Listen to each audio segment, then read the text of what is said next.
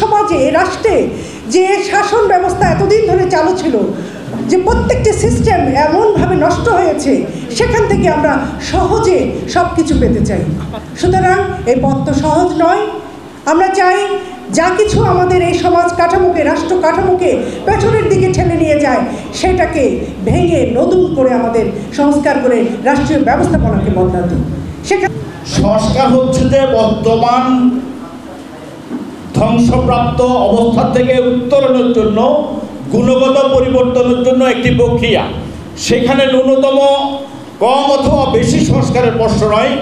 যেটি কি মৌলিক, যেটি প্রয়োজনীয়, সেই সংস্কারটি অবশ্যই করতে হবে, এর কোনো বিকল্প আমরা দেখি না।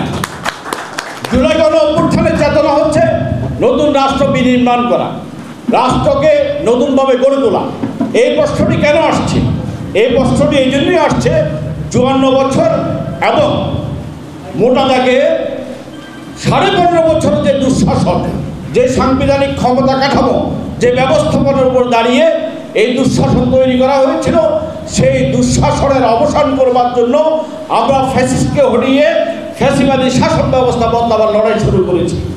আজকের এটি প্রাসঙ্গিক হয়েছে যে ফ্যাসিবাদ বিদায় হয়েছে, কিন্তু যে ফ্যাসিবাদী শাসন ব্যবস্থা ৫৪ বছর পর্যন্ত আমাদের উপর চেপে বসে আছে, সেটি এখনও বসে আছে।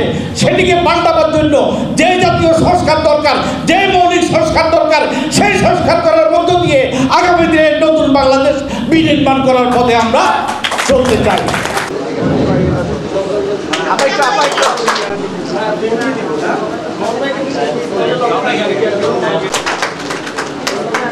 ভাই হাতে না হাত